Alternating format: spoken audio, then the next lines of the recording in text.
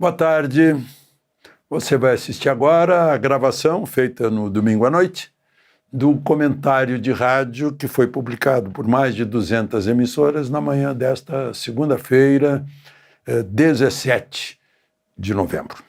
Lembre-se de se inscrever e, ao final, de deixar o gostei ou não gostei. Vamos, então, aos assuntos de hoje.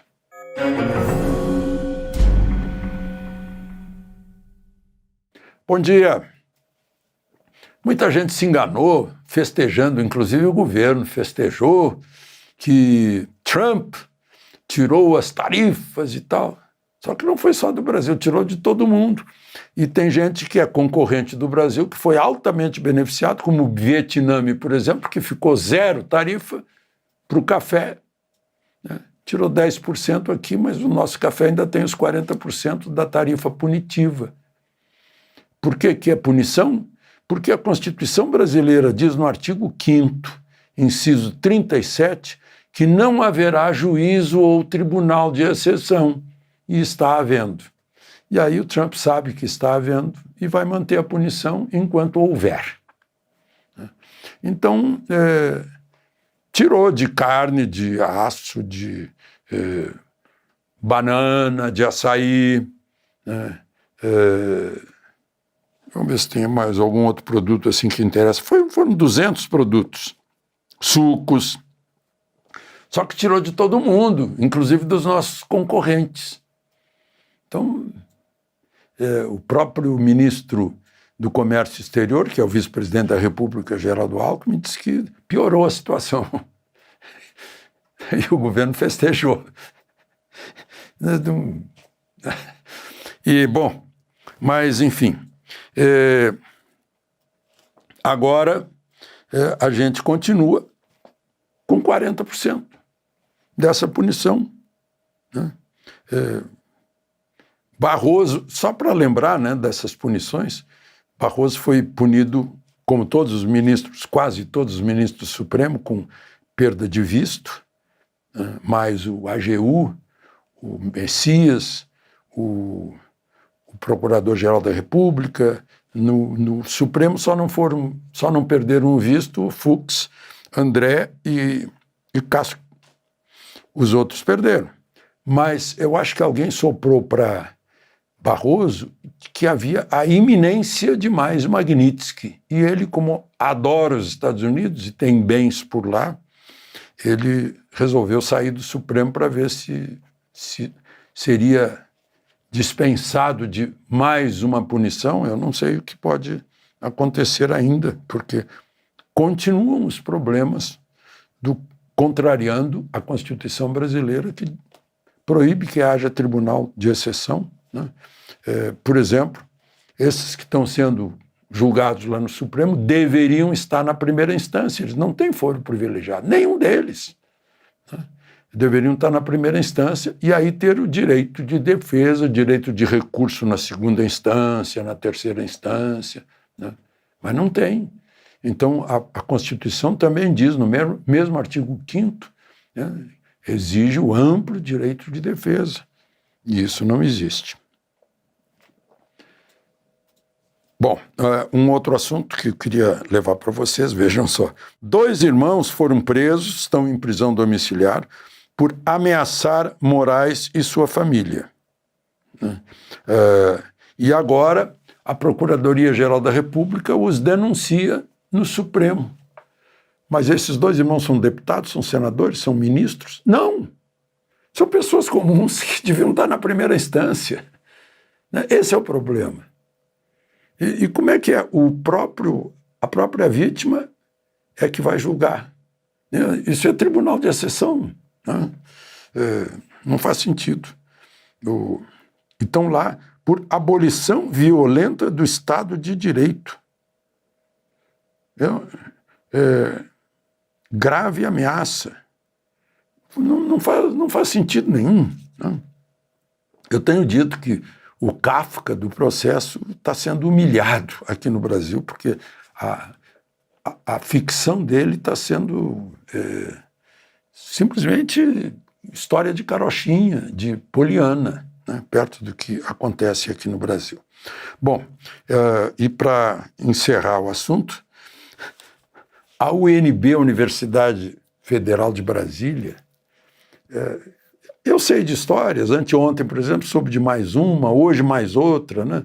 O sujeito vai lá para começar a lecionar, ele passa por um interrogatório para saber se ele é de direita ou esquerda, em quem ele votou. Se ele votou errado para a UNB, se ele não é de esquerda, ele não entra na UNB. E o nome dele fica marcado para não entrar em nenhuma universidade federal, né? E aí a UNB agora, o setor lá que toma decisões, decidiu dar doutor honoris causa, ou doutora, a Dilma Rousseff, né? Cuja administração na presidência da República provocou um encolhimento do produto interno bruto em 7%. Foi um dos piores períodos da economia brasileira. Certamente não é doutora honoris causa em economia, eu não sei no que será. E a comunicação foi publicada, escrita por uma professora, num português tão paupérrimo quanto de Brasília, Alexandre Garcia.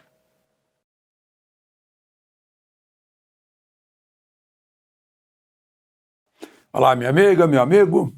Hora do nosso encontro nesta quarta-feira, 15 de outubro. Em 15 de outubro de 1582, o Papa Gregório XIII anunciou um novo calendário, que ficou chamado calendário gregoriano, que é o de hoje. Em 15 de outubro de 1582, uma sexta-feira. O dia anterior era uma quinta-feira, 4 de outubro. Ou seja, em 1582 não existiram 5, 6, 7, 8, 9, 10, 11, 12, 13 e 14 de outubro. Ele teve que tirar 10 dias para, enfim, quase empatar com o movimento da Terra em torno do Sol, que dura 365 dias e 6 horas. Sobraram 6 horas, sim. Durante 4 anos, sobram 6 horas e de 4 em 4 anos acrescenta-se um dia, o 29 de fevereiro. O Ocidente adotou, depois a Rússia adotou, o calendário anterior era o calendário de Júlio César ainda, calendário juliano. Bom, e em 1827, o imperador Pedro, no Brasil, consagrou a escola e o professor. Por isso, hoje é dia do professor. A mais nobre, eu diria, das missões. Porque não chega a ser uma profissão, tem que ser uma vocação. Pessoa que nasceu para ensinar os outros. Dizem que lá no Japão, o único profissional que não se curva perante o imperador é o professor. Porque o imperador teve um professor. O presidente teve um professor. O médico precisou de professores. Os advogados precisaram de professores, assim como os engenheiros. Todo mundo precisou de um professor, de uma professora, para encaminhá-lo nas letras, nos números, nas ciências. Não. Minha homenagem aos professores. Eu fui um deles, meus colegas, então. Durante 10 anos, mais ou menos, eu primeiro lecionei no ensino médio e depois na PUC, em Porto Alegre, e finalmente no Uniceub, aqui em Brasília, sempre com ênfase na língua portuguesa. A última disciplina foi texto televisivo, que é diferente, né? Aquele texto enxuto, direto, rápido, contando tudo em poucos segundos. Mas, meu abraço a todos os professores e professoras que se satisfazem na vida transmitindo conhecimento e ensinando. Lembre-se de se inscrever e ao final de deixar o gostei ou não gostei. Vamos então a mais conversas sobre professores.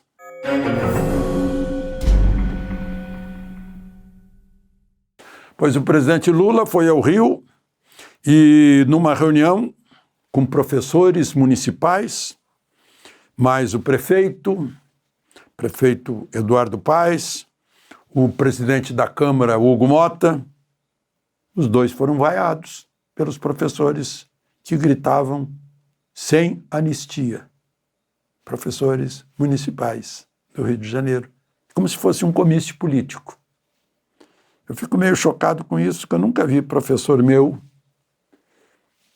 no grupo escolar, depois no ginásio, depois na faculdade, fazer politicagem. Mas, enfim, como cidadãos têm direito de se manifestar, talvez não fosse a oportunidade, porque era uma homenagem aos professores. O presidente Lula aproveitou, né, que o presidente da Câmara recebeu uma vaia para dizer que nunca o Congresso Nacional, o Legislativo, esteve em tão baixo nível, principalmente por causa da extrema-direita eleita na última eleição. Ou seja, Lula não está gostando da oposição dos jovens deputados e senadores que os eleitores brasileiros lá puseram. Depois ele teve uma sessão de se vangloriar. Ele já tinha se vangloriado do encontro com o Papa, né? Parecia assim que ele e o Papa eram íntimos e tal. É mais ou menos como aquela pessoa que fica empolgada, teve lá com o Papa Leão, ficou contando coisas. E agora contou coisas sobre o Trump. Disse que a gente estava de mal, mas agora não foi só uma química, foi uma indústria petroquímica que brotou e tal, que maravilha.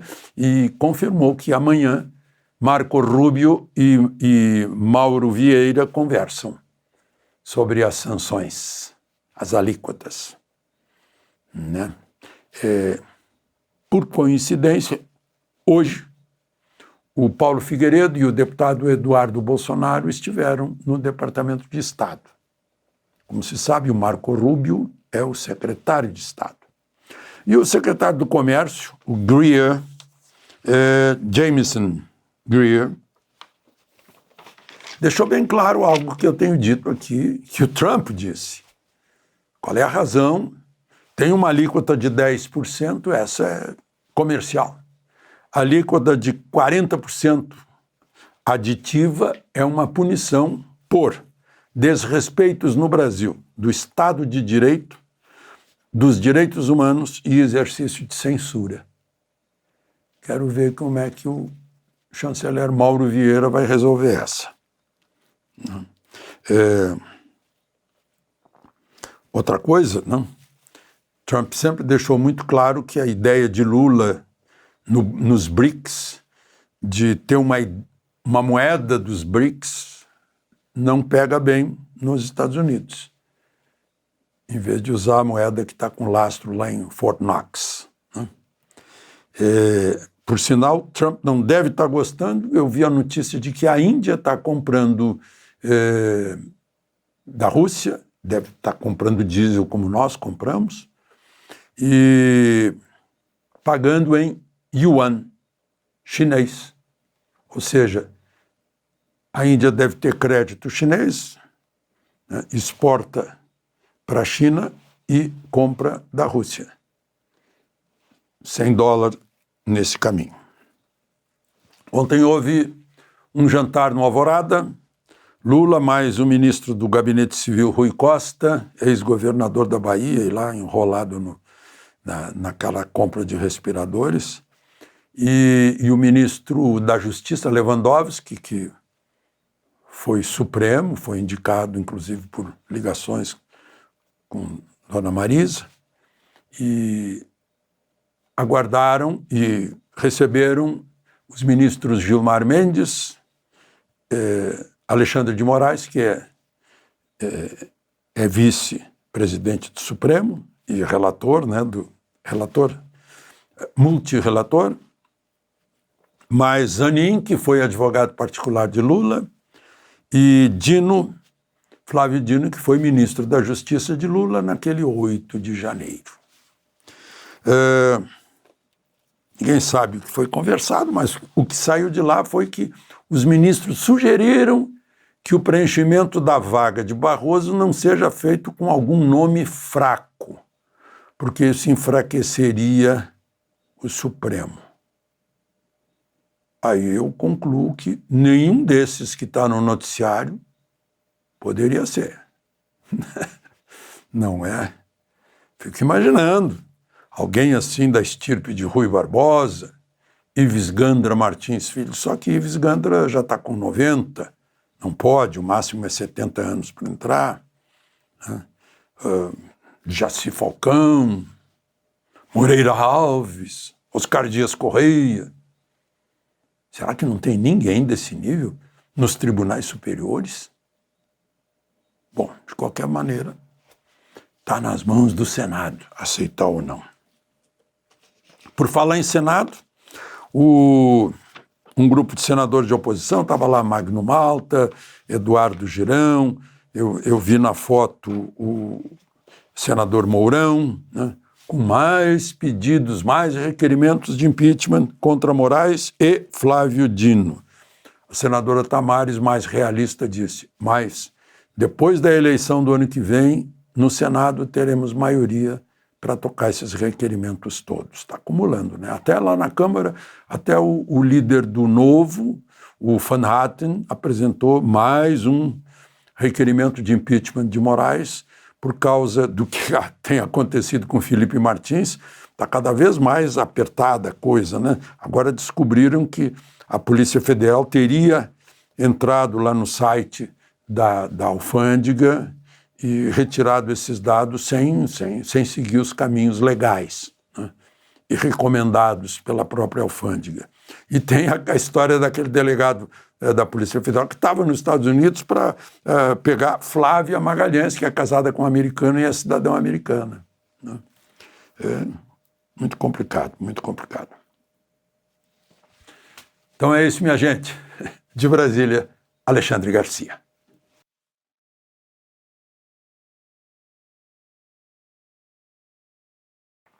Olá, minha amiga, meu amigo, hora do nosso encontro, nesta segunda-feira, 15 de setembro. Em 1944 foi o início, o batismo de fogo, digamos, da Força Expedicionária Brasileira. Um contingente que foi incorporado numa Força Tarefa 45, como era o nome, com soldados americanos. E já tinham operado antes, mas não no fronte. A engenharia, aliás, já estava ali no fronte, né? A engenharia desmontou dinamitação de pontes, lançou pontes Bailey, tirou minas da estrada, no dia 6 de setembro já. Os brasileiros surpreenderam os americanos. Chegou um ponto, depois de Monte Castelo, depois de Montese, que o general Prittenberger disse que os brasileiros estavam mostrando às tropas aliadas como se tomam a cidade. Foi na tomada de Montese. Temos um herói de Montese aqui em Brasília, está com 108 anos, o tenente-coronel Nestor. Eu já o entrevistei, ele me contou suas façanhas, meu Deus, desse tamanhozinho. Ele disse que ficava olhando para os talagões, como ele disse, alemães, e disse, puxa, eu fiz todos esses prisioneiros. Ele se empenhou até em combate corpo a corpo. É um herói lá em Montese. Bom, fica aqui o registro para a gente acompanhar uma história brasileira que, em geral, a gente não aprende na escola, infelizmente. Eu sei por quê. Lembre-se de se inscrever e, ao final, de deixar o gostei ou não gostei. Vamos aos assuntos de hoje.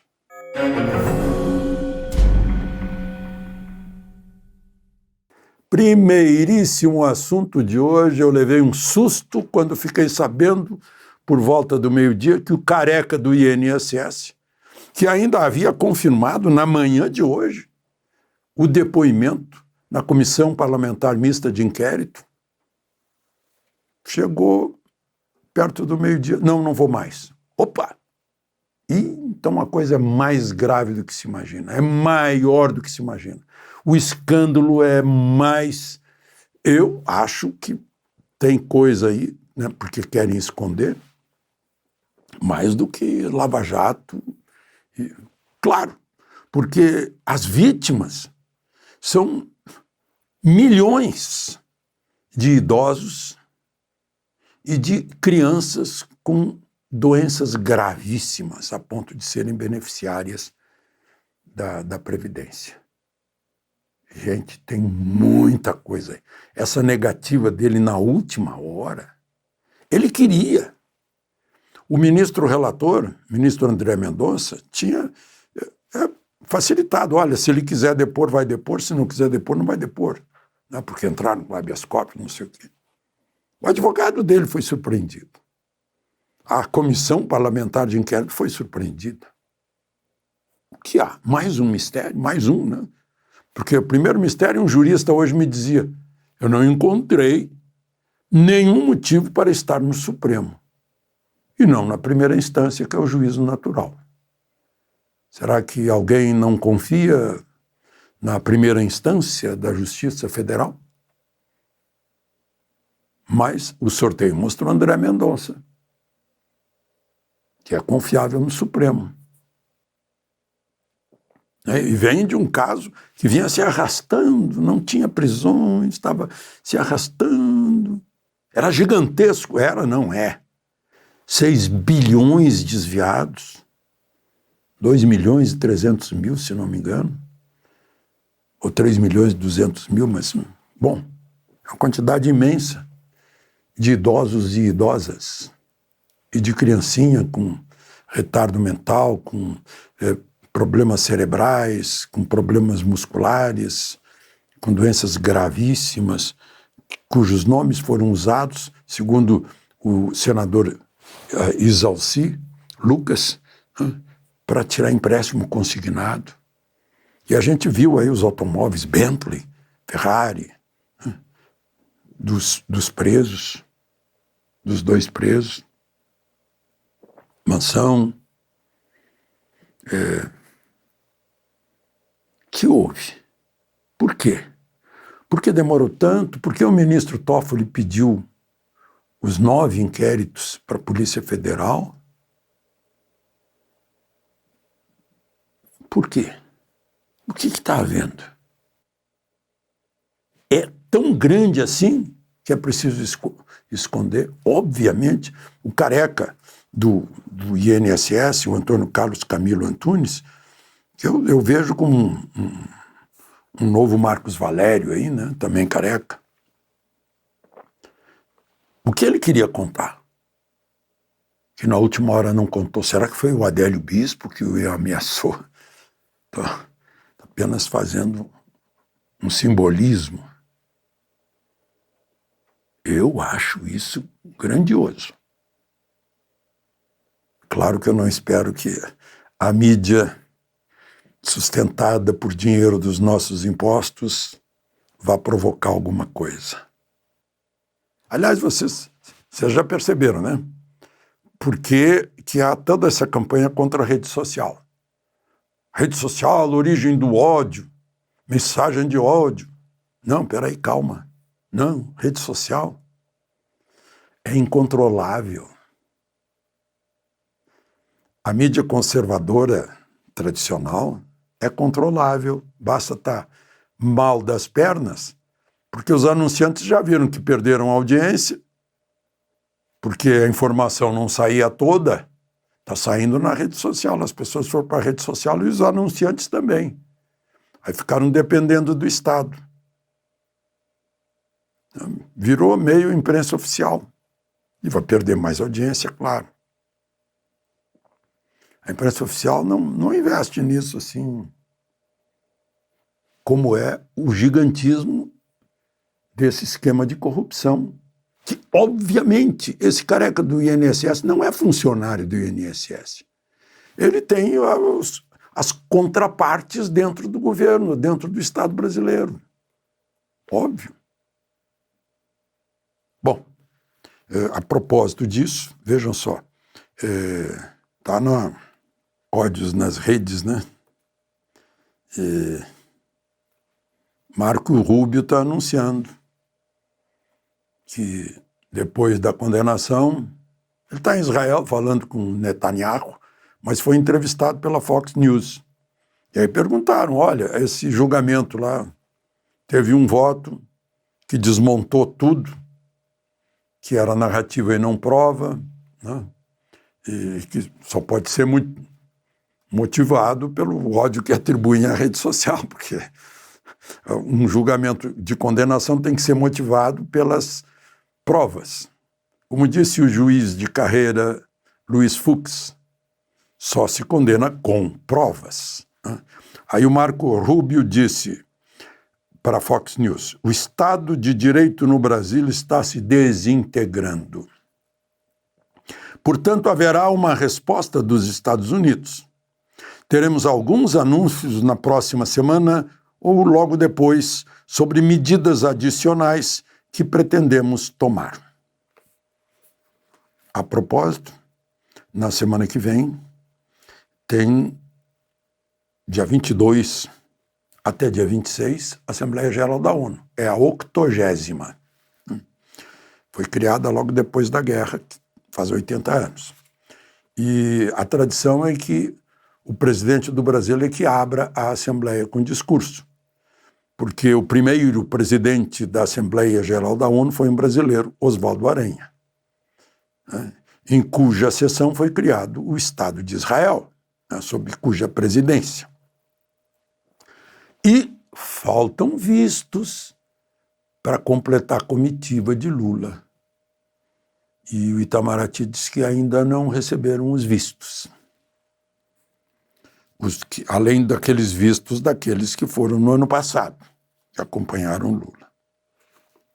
Vamos ver o que pode acontecer. Só para encerrar, Moraes mandou arquivar a notícia crime contra o senador Marcos Duval. Isso é uma proposta da Procuradoria-Geral da República. Foi um advogado que denunciou o senador por afirmar que o Supremo dá golpe branco contra a democracia. Pobre advogado, o próprio Procurador-Geral da República disse que o advogado não sabe que ele teria que encaminhar isso ou à Polícia Federal ou ao Ministério Público, e não ao Supremo. E eu acho que o advogado também é meio analfabeto. Ele ou nunca leu a Constituição. Artigo 53 diz que os deputados e senadores não podem ser criminalizados, são inimputáveis, né, civil e criminalmente, por quaisquer palavras. Ou ele não acredita na Constituição. Suponho que ele jurou cumprir a Constituição quando recebeu o registro da OAB. Que vexame. De Brasília, Alexandre Garcia.